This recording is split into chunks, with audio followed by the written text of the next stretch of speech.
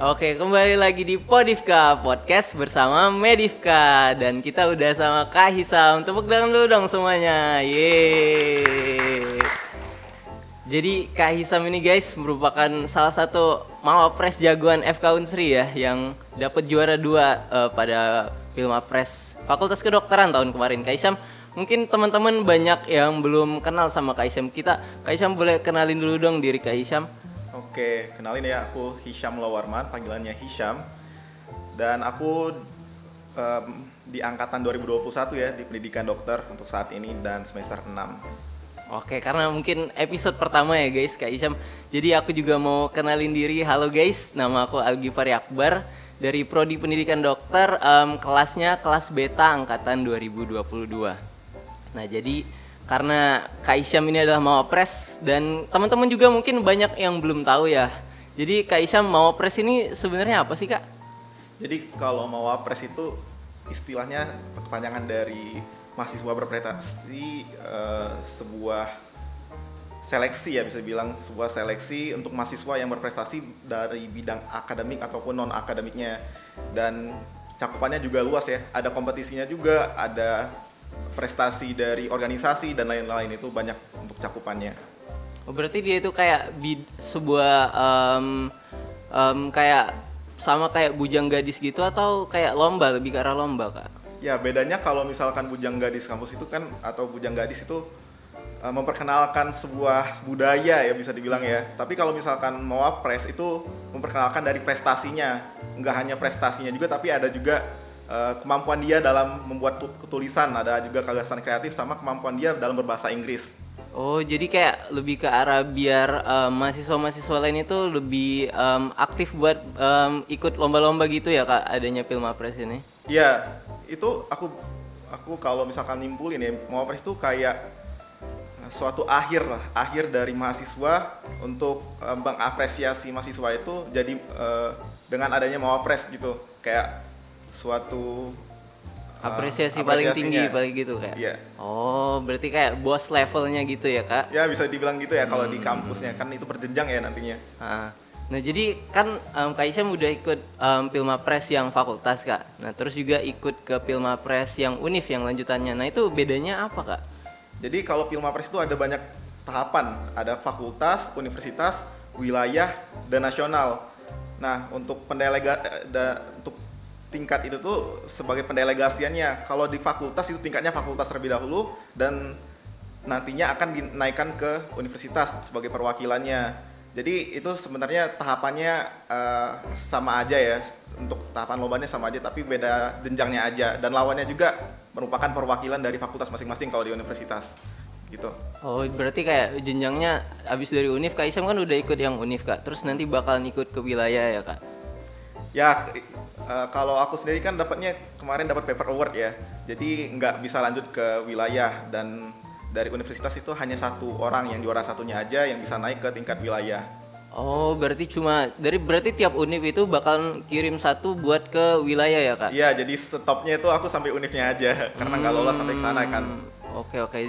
Kalau untuk Unsri sendiri wilayahnya itu wilayah 1 ya, Kak, kalau gitu? Iya, di wilayah 1 untuk LLDT-nya ya. Berarti itu kayak Pulau Sumatera aja atau sama pulau-pulau lain juga, Kak? Kalau yang aku tahu, kalau Universitas Sriwijaya itu ada 4 universitas kalau nggak salah ya. Ada Unsri, ada Unila, ada Unri, sama satu lagi aku nggak tahu. Nanti itu dilombain nanti dari 4 atau 5 universitas itu. Kalau misalkan mereka 3 besar, itu bakal dikirim ke nasional nantinya. Itu contohnya kayak Zevianto kan, kalau Zevianto nantinya bisa menang, bakal lanjut lagi ke nasional. Berarti dari nasional barulah seluruh Indonesia ya, Kak, dari Sabang sampai Merauke Iya, gitu. menjadi perwakilan dari wilayahnya masing-masing. Oke. Terus berarti awal mula masuknya atau ikutnya Pilmapres ini harus dari yang fakultas dulu ya, Kak? Betul, dari fakultas dulu ya, baru naik ke berjenjang. Berarti nggak bisa loncat kayak aku mau wilayah langsung wilayah, nggak bisa ya, Kak? Nggak bisa. Oke. Terus berarti kalau misalnya teman-teman nih nanya, Kak, kayak penasaran banget gimana sih cara ikutan Pilmapres sendiri, Kak? Apa aja sih yang harus disiapin kalau mau ikut Pilmapres? Jadi ada 3 tahapan ya untuk jadi Pilmapres itu, ada 3 babak. Yang pertama itu ada capaian unggulan. Jadi teman-teman kalau misalkan mau ikut Mawapres harus basicnya itu punya prestasi terlebih dahulu. Ambil dulu prestasi sebanyak-banyaknya maupun prestasi akademik dan non akademik, itu bebas. Nanti ada penghitungannya masing-masing. Selanjutnya teman-teman harus bisa nulis gagasan kreatif. Itu kalau nggak salah kayak karya ilmiah, karya tulis ilmiah, mirip-mirip skripsi lah atau PKM gitu. Terus yang ketiga itu ada kemampuan bahasa Inggris, karena nanti ada babak speech 5 menit dan ada tanya jawabnya juga. Jadi itu ada 3 basic yang harus dipunyai untuk jadi Mawapres. Basicsnya tadi berarti kayak pertama harus punya prestasi dulu ya kak, karena namanya juga mahasiswa berprestasi. Sesuai namanya ya. Kalau nggak punya prestasi kan gawat juga kak kalau mau ikut. Terus yang kedua tadi kak apa kak? Skill untuk nulis. Bikin paper kreatif. Gitu ya kak? Iya, bikin paper. Terus yang terakhir tadi ngomong bahasa Inggris, berarti kayak kemampuan bahasa Inggris itu lumayan penting ya kak di Pilmapres ini? Iya, karena ada penilaiannya masing-masing kan, jadinya harus punya semua skill itu. Oke. Nah berarti tadi kan ada paper kak, nah itu ada topiknya tersendiri yang ditentuin sama Pilmapresnya atau kita sendiri bebas buat nentuin topik papernya kak? Jadi kalau untuk topiknya itu tiap tahun beda-beda ya, tapi kalau misalkan di tahun 2024 ya yang zaman fakultas anak univ itu bidangnya tentang SDG, pemanfaatan SDG. Kalau di aku sesuai kesehatan, jadi SDG di kesehatan. Nah jadi bebas kan, banyak kalau di kesehatan tentang SDG. SDG itu Sustainable Development Goals, kayak rencana jangka panjang dari seluruh peserta WHO, negara WHO untuk mencapai rencana itu pada tahun 2030. Oh berarti kayak lebih ke futuristik gitu ya kak kali ini? Iya, itu kayak rencana untuk jangka panjang nanti. Oke. Berarti kalau misalnya kayak mahasiswa kayak aku nih kak mau ikut Pilmapres fakultas nih, tapi aku kan belum punya prestasi kak buat sampai sekarang. Maksudnya kayak kuliah itu jalan lempeng aja terus organisasi gitu aja. Nah itu gimana kak? Apakah masih ada chance buat ikut atau udah telat kalau mau ngumpulin prestasi dari sekarang kak? Tentu aja masih ada waktu ya kalau untuk ngumpulin prestasi. Prestasi itu nggak hanya menang lomba, tapi kalau kamu ikut organisasi atau ikut hak cipta, bikin hak cipta gitu ya, bikin video terus kamu patenin, itu ada penilaiannya masing-masing. Atau kamu bikin wirausaha, bikin jualan atau jualan keripik pisang, tapi kamu jualannya sampai ke tingkat universitas, tingkat provinsi atau nasional, itu ada penilaiannya masing-masing. Jadi nggak hanya kompetisi aja, tapi banyak non kompetisi. Jadi contohnya kayak teman aku yang Mawapres 2 univ ya nanti ya, itu ada Naila ya, itu untuk kompetisinya hanya 1, tapi non kompetisinya banyak banget dan dia bisa jadi Mawapres kan karena itu. Oh berarti bukan cuma kayak ajang lomba-lomba gitu aja yang dikumpulin ya kak? Ya benar-benar, nggak hanya lomba doang. Yang penting kayak ada bukti nyatanya kayak berupa sertif gitu ya kak? Ya, yang betul. Misalnya kayak pembicara gitu, Betul. itu juga bisa dipakai Ya. kak? Kemarin aku juga ngambil masukin sebagai MC di Spora, acara Spora itu kan acara nasional kan, dan itu ada bobotnya juga, dan itu bisa masuk. Bahkan MC pun bisa ya kak? Betul. Asalkan punya sertif berarti kak? Iya. Nah terus dari kayak obrolan nih kak, di angkatan aku kayak Kak Hisam nih bener-bener udah kayak seseorang yang diwahkan gitu lah kak. Kayak teman-teman aku bilang kayak sosok mahasiswa yang mahasiswa yang ideal itu kayak Kak Hisam lah katanya, kayak di akademik bagus, terus organisasi bagus, sosialisasi juga kegiatan sosial maksudnya juga jalan, terus juga lomba-lomba juga aktif. Nah kira-kira menurut Kak Hisam sendiri itu mahasiswa yang ideal kayak apakah mahasiswa yang cuma belajar doang sama abis itu pulang itu juga mahasiswa yang ideal, atau mahasiswa yang sering main dan juga kuliahnya juga jalan itu mahasiswa yang ideal? Itu gimana menurut Kak Isyam kak? Kalau aku mengartikan mahasiswa ideal itu sebagai mahasiswa yang imbang, semuanya balance, akademiknya juga balance, maksudnya itu nggak bagus banget juga nggak apa-apa, tapi bisa terkontrol akademiknya, non akademiknya juga terkontrol juga, dan dia mau belajar orangnya ya. Jadi yang non akademik itu nggak hanya organisasi ya, tapi dia bisa ikut upgrade skill, baca buku, atau enggak ikut seminar-seminar dan acara-acara yang produktif. Nah itu menurut aku arti dari mahasiswa yang ideal. Berarti kata kuncinya tadi di produktif ya kak, kayak nggak cuma diem doang di rumah nggak ngapa-ngapain, itu juga salah. Betul. Ya kak. Nah terus kalau misalnya aku kak, kayak aku kan udah ikut organisasi 2, Medifka sama BEM. Terus aku juga kuliah kayak misalnya di blok sekarang, blok kardiovaskular, kayak lumayan banyak tugasnya. Nah itu aku kayak ngerasa lumayan susah buat kasih waktu lebih buat diri aku sendiri Kak. Sedangkan sebetulnya aku harusnya masih bisa berkembang. Nah, itu menurut Kak Isyam sendiri cara buat biar bisa manage waktunya itu biar bisa kayak misalnya waktu aku full Kak segini nih, terus bisa aku kosongin sedikit biar aku bisa ikut lomba-lomba itu kayak gimana Kak caranya? Oke, jadi kalau kata orang-orang itu ini ya, semua tergantung genset atau mindsetnya kan, balik lagi kan. Jadi semuanya itu bakal ada porsiran masing-masing, asalkan kamu bisa mau nge-push diri kamu untuk jadi diri yang lebih baik atau mau berkembang lebih baik. Jadi kita nggak semua, aku tahu kan orang tuh pasti punya batasannya masing-masing, tapi cobalah untuk lebih lagi, ambil lebih lagi atau menerobos batas kamu untuk lebih baik lagi. Bahkan kalau kamu 1% aja lebih baik tiap hari, itu ada di buku namanya Atomic Habits ya. Kalau 1% lebih baik tiap hari itu nggak apa-apa. Jadi kalau 1% lebih baik tiap hari dalam 1 tahun itu kan bakal meningkatnya tinggi kan. Itu kalau nggak salah 36% peningkatan kamu lebih baik. Jadi sempetin aja sih waktunya itu. Kalau misalkan kamu mau ikut lomba segala macam, karena lomba itu ada chance-nya masing-masing ya. Jadi kalau kamu ada chance lomba, misalkan ada informasi lomba gitu ya, kamu ikut aja lomba itu, atau enggak kamu ajak teman-teman kamu yang lagi sibuk bareng itu, aku rasa jadi lebih produktif sih. Oh gitu, berarti kayak kuncinya kayak kita itu harus berkembang lebih baik. Gak apa-apa dikit asalkan lebih baik tiap harinya ya Kak, agar bisa mencapai by the way nih mic-nya agak turun-turun terus diputar ya. Oke, jadi tadi menarik banget pembahasannya. Terus kita kalau ngomongin tentang Kak Isyam juga, Kak Isyam kan ikut BESWAN ya Kak, beasiswa Jarum. Nah itu menarik banget buat aku karena aku lihat SG Kak Isyam kayak udah di sini, udah di sana, terus kumpul juga kemana-mana. Nah kalau misalnya beasiswa Jarum itu Kak, apakah sulit nembusnya buat kita sebagai mahasiswa FK Unsri atau malah lebih gampang Kak? Ya, bicara tentang beasiswa ya. Sebenarnya kalau beasiswa itu ada plus minusnya masing-masing. Ada banyak banget macam-macam beasiswa. Ada contohnya Jarum, ada lagi Pertamina, ada beasiswa unggulan dan lain-lain ya. Kenapa aku ngambilnya beasiswa Jarum? Aku beasiswa Jarum itu karena beasiswa Jarum tuh nekenin sama peningkatan skill yang aku bilang tadi. Aku orangnya mau jadi lebih produktif tiap harinya. Makanya kalau di Jarum itu ada peningkatan skill. Contohnya kayak program karakter building atau leadership development, itu kan soft skill yang zaman sekarang itu terupdate. Jadinya aku ngambil beasiswa Jarum. Terus gimana tahapannya? Apakah susah di situ ya? Aku rasa tahapannya tuh panjang banget ya. Itu kemarin aku 5 bulan untuk dapetin itu. Ada 3 tahapan, ada tes online, ada seleksi berkas, tes online, tes offline, sampai wawancara ke sana. Jadinya kayaknya tiap beasiswa tuh ada kesulitannya masing-masing sih. Oke, berarti beasiswa Jarum ini lebih kayak nekenin ke soft skill kita ya Kak, biar bisa ditingkatin. Iya, nggak hanya soft skill juga, tapi relasinya banyak banget sih Indonesia. Jadi kamu kalau misalkan ikut acara Jarum itu pasti banyak banget teman-teman yang kamu dapetin di sana. Oke.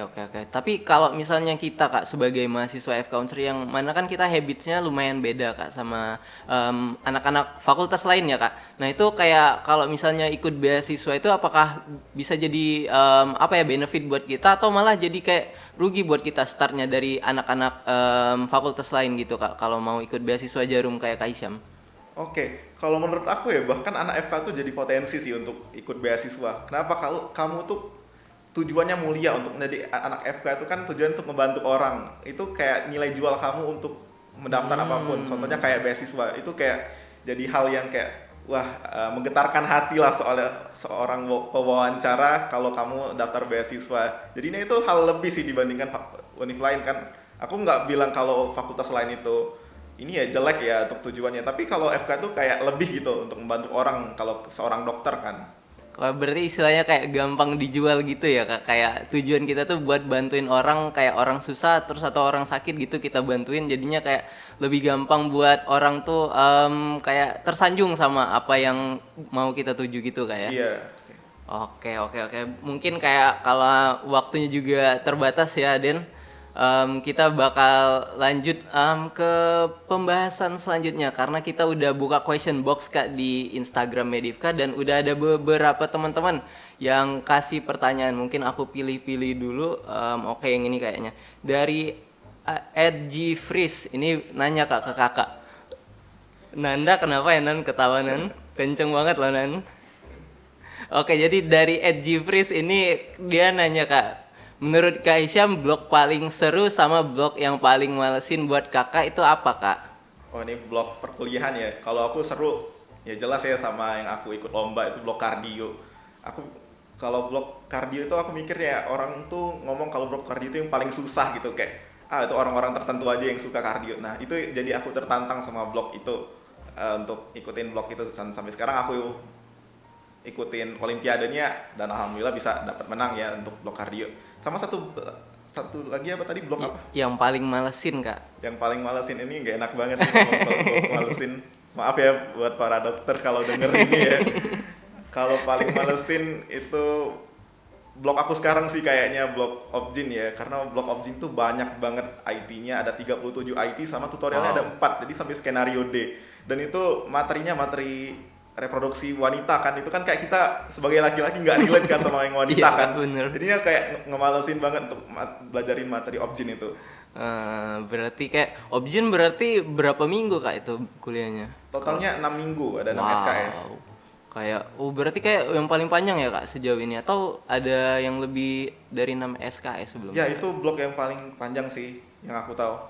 Oke, terus buat kardiovaskuler Kak. Nah, aku juga kan lagi di blok kardiovaskuler sama teman-teman angkatan 22. Nah, kira-kira dari Kak Hisyam ada nggak insight buat kita kalau misalnya kayak aku sama teman-teman itu kalau ngobrol pasti kayak EKG susah banget bacanya. Nah, kira-kira Kak Hisyam ada tips and trick gak Kak kalau mau baca EKG itu gimana biar gampang gitu bacanya Kak? Kalau baca EKG itu sebenarnya memang susah. Bahkan seorang dokter umum aja susah untuk baca EKG. Tapi kalau aku mau ngasih tips ya, banyak banget cara belajar EKG yang mudah itu di platform-platform lain. Contohnya di YouTube. Di YouTube tuh banyak banget atau webinar yang pasti judulnya itu cara mudah baca EKG atau gampang belajar EKG atau nonton ini bisa ngerti EKG itu banyak banget. Kamu nonton aja di situ kayak itu bakal jelas banget sih. Karena EKG itu gampang-gampang susah gitu menurut aku ya. Oke, berarti kayak cari-cari aja udah banyak ya Kak di kayak platform-platform yang kita pakai sekarang itu tips and trick buat baca EKG-nya. Iya, concern banget karena materi EKG itu ya itu bakal kepake banget kalau kamu jadi dokter umum, apalagi materi IGD contohnya ada kasus acute coronary syndrome kan, orang yang myocardial infarct itu kan harus seorang dokter umum harus bisa negakin diagnosisnya itu dengan cara EKG salah satunya ya. Oke, terus kita cari pertanyaan selanjutnya. Nah, ini ada dari @Elvina SRH. Nah, dia nanyain Kak, ceritain dong Kak Hisyam pengalaman paling seru sama pengalaman paling buruk Kak Hisyam selama kuliah. Kayak gitu Kak. Pengalaman aku paling seru itu aku dapetin saat BEM sih sebenarnya. Makanya aku sampai sekarang ikut BEM sebagai kepala dinas ya. Jadi pengalaman seru aku tuh pas magang ya. Aku ikut magang kemarin tuh ikut proker Medspace. Jadi prokernya kayak proker olimpiade atau proker lomba-lombanya untuk anak SMA dari BEM. Nah itu banyak banget pengalaman yang aku dapetin. Aku kemarin bisa jadi pembicara di radio karena kemarin ada media partner juga di radio. Dan itu aku kayak insight-nya dapet, wah kayak gak nyangka banget aku bisa ngomong di radio didengar oleh orang-orang banyak. Nah, itu kayak berkesan banget sih pengalaman yang aku ya. Mungkin kalau pengalaman paling buruk, aku sejauh ini nggak ada yang paling buruk-buruk banget ya, karena kayak pengalaman itu seneng-seneng terus ya. Semua aja sih, kayak keep going aja sih untuk semua pengalaman. Oke, kalau ngomongin BEM Kak, nah aku kan juga BEM. Kayak kadang tuh kayak kalau misalnya kita lagi prokeran terus juga barengan sama kuliah, apalagi di akhir-akhir blok itu kan kadang lumayan bingung Kak. Misalnya malam ini tuh ada rapat, terus tapi besoknya itu atau lusanya itu mau ujian blok. Nah, kira-kira cara biar kita tetap bisa ikut rapat sama bisa belajar buat ujian bloknya itu gimana Kak?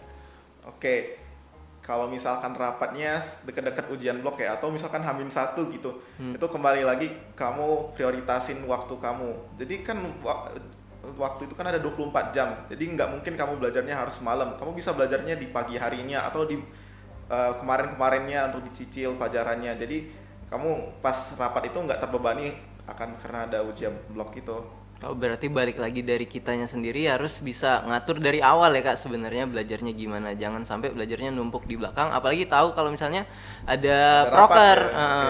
Ya. Oke. Nah, kita lanjut ke pertanyaan selanjutnya. Bentar, pilih lagi lumayan banyak ini Kak yang nanya. Oke, dari @Agi ngapain. Nah, di sini dia nanya Kak, ini kayak agak random ini pertanyaannya. Kakak Hisham tim bubur diaduk apa nggak diaduk katanya Kak? Mungkin kepo juga ya si Agi ngapain. Oke, aku tim buburnya yang nggak diaduk. Oh, Karena aduh. yang nggak diaduk itu lebih estetik. Setuju Kak. Tapi ada juga penelitian dari Oxford yang aku baca, kalau bubur yang diaduk itu lebih enak katanya. Tapi kita coba aja ya, kalau bubur diaduk kayaknya lebih enak deh kayaknya ya. Dan juga kalau misalnya bubur nggak diaduk itu kayak kita bisa milih kan Kak. Iya, Kayak betul. mau ngambil ayamnya segini, terus buburnya segini, kacangnya segini gitu kan Betul. Kak. Apalagi kalau diaduk nggak bisa lagi Nggak milih. bisa, dan Ah. jelek juga dilihatnya kan, nggak estetik lagi dilihatnya Kayak kan. udah gak nafsu lagi liatnya. Terus oke, kita lanjut ke pertanyaan selanjutnya. Ini ada dari em, Davin. Nah, di sini Davin nanya Kak, apa sih strateginya biar dapat titel Mawapresnya Kak? Oh, Davin kayaknya mau ikut Mawapres juga nih Kak. Oke, untuk strateginya ya, kalau aku dapat dari pengalaman-pengalaman aku kumpulin. Pertama, kamu harus kumpulin lomba atau prestasi kamu sebanyak-banyaknya terlebih dahulu. Yang kedua, kamu bikin haki atau bikin hak cipta. Kamu bisa juga bikin dari video atau bikin suatu karya dan kamu patenin di haki itu. Dan karena poin haki itu gede banget untuk dapetin capaian prestasi. Mungkin itu aja sih kalau strategi dari aku. Sisanya yang aku bilang tadi, siapin bahasa Inggris sama penulisan. Oh, berarti kayak beda-beda pencapaian, beda-beda poinnya ya Kak? Iya, beda-beda poinnya. Kalau betul. misalnya Kak Hisham kan ikut IMO kan Kak, nah itu kayak juara juga. Nah itu apakah poinnya tinggi banget atau malah kayak karena di UNIF jadinya kayak orang nganggap itu biasa aja Kak? Oke, IMO itu tingkatnya nasional, jadi poinnya termasuk tinggi, tapi nggak lebih karena ada banyak penilaiannya ya, ada banyak kriterianya. Kalau IMO itu kan beregu ya, bukan individu. Kalau beregu itu lebih kecil nilainya dibandingkan individu. Jadi kayak banyak banget penilaiannya sehingga kamu tuh nggak bisa ngandelin satu lomba aja untuk menangin Pilmapres, tapi harus banyak banget. Karena poin-poinnya itu yang lain gede-gede juga, nggak hanya menang lomba doang. Berarti kayak nggak bisa cuma ngandelin satu ya Kak, harus Betul, banyak gitu. harus banyak banget. Oke. Terus kayaknya pertanyaannya ini udah kita cukupkan aja Kak sampai sini buat sesi pertanyaan dari Podiverse semua. Terus kita aku juga mau nanya nih ke Kak Hisham. Kalau misalnya Kak Hisham ada rencana yang mau dipromoin nggak Kak di mumpung lagi di podcast Kak, audiensnya banyak gitu. Kalau misalnya ada yang mau dipromoin atau misalnya kegiatan proker gitu yang mau diajak orang-orang buat ikut volunteer bisa disampaikan Kak ke teman-teman semua. Oke, jadi teman-teman kalau misalkan teman-teman tertarik ya sama materi-materi kardiologi atau EKG, belajar EKG itu teman-teman boleh follow IG Klub EKG Sriwijaya karena Klub EKG Sriwijaya itu banyak banget insight kamu kalau untuk dengerin tentang kardio. Apalagi kamu suka sama kardio. Mungkin itu aja sih dari aku ya. Oke, lumayan tertarik juga Kak sama klub EKG karena kan aku lihat story Kak Hisham kayak klub EKG. Nah, ini sebenarnya kayak organisasi yang berdiri sendiri bukan organisasi ya Kak, kayak klub kan. Itu kayak yang didiriin sama orang kayak hobi EKG atau memang udah ada dari universitas awalnya Kak? Oke, jadi Klub EKG Sriwijaya itu sebuah bisa dibilang organisasi juga ya, sebuah organisasi yang dimana ada concern kalau kita tuh suka sama belajar EKG atau enggak, orang-orang tuh mau konsul tentang EKG karena EKG itu enggak semua orang bisa kan, dan itu kasusnya emergensi, jadi itu dikumpulin suatu komunitas, jadi teman-teman di sana itu bisa diskusi sama kardiologi atau enggak diskusi tentang kasus-kasus di sana. Dan untuk inisiatornya itu sendiri itu seorang dokter residen ya, ada dokter Rizky Velani untuk foundernya. Itu anaknya dokter ini ya, dokter Ferry Usnizar, mungkin teman-teman udah pernah ini ya, udah pernah diajarin sama dokter Ferry, dan dokter Rizky itu sekarang sudah jadi spesialis jantung dan pembuluh darah, jadinya beliau sering ngajarin kami tentang kardiologi. Berarti kayak lumayan mulia ya Kak, karena boleh kayak orang umum boleh bawa EKG terus nanti dibahas gitu kan, boleh. Iya kan? betul, ada grup tersendiri ya, ada grup komunitasnya, jadi banyak banget dokter-dokter umum dia ngeluh ini mau konsul, izin konsul, ada pasien nyeri dada dengan EKG kayak gini, jadi tata laksana yang lebih baik bagaimana, jadi bisa dijawab di sana oleh expert di Kesri di situ. Menarik banget berarti Kak. Terus kalau misalnya mau join tadi apakah kita harus punya membership atau kayak ikut-ikut aja Kak kalau klub EKG-nya? Oke, kalau untuk open recruitment dari anggotanya sendiri itu ada khusus tersendiri ya. Kemarin aku pernah ikut opreknya, tapi ya kemarin udah lolos ya. Jadi ada juga untuk komunitas secara full. Jadi komunitasnya itu berbayar, tapi berbayarnya itu 50.000 kalau nggak salah ya 1 tahun, jadinya itu kayak investasi sih menurut aku ya untuk di situ. Dan benefitnya juga teman-teman bisa dapetin webinar secara gratis di sana. Bisa ikut webinar juga, tambah ilmu lagi berarti ya Kak kalau ikut klub EKG. Oke, berarti kayaknya sekian dulu buat pertanyaan kita teman-teman. Pasti teman-teman pengen lama-lama ya, tapi nggak, udah cukup kita di sini dulu ya teman-teman, karena podcast awal-awal mungkin kita durasinya bentar-bentar doang. Nah teman-teman, kalau misalnya Kak Isyam, kalau misalnya teman-teman, aku yakin pada banyak banget podivers yang kepo nih. Kira-kira Kak Isyam apa sih Instagramnya, boleh dong Kak dikasih tahu? Oke, kalau teman-teman mau Instagram aku @hisammula, HISAMMULA. Oke, teman-teman Medivka mungkin nanti boleh diedit ya, nanti di bawah Instagramnya Kak Isyam, boleh tolong ya nanti di sini ditaruh di sini. Oke, mungkin sekian podcast kita sama Kak Isyam, seru banget, banyak banget insight yang bisa kita dapetin, mulai dari kuliah, terus juga ikutan Pilmapres, terus juga organisasi juga ada tadi insightnya, apalagi juga beasiswa juga ada. Pokoknya paket komplit lah kalau sama Kak Isyam. Mungkin nanti teman-teman Kak Isyam kalau ketemu sama Kak Isyam ditegur aja ya Kak. Oke, boleh. Oke, sekian dari aku sama Kak Isyam. Terima kasih semuanya. Dadah.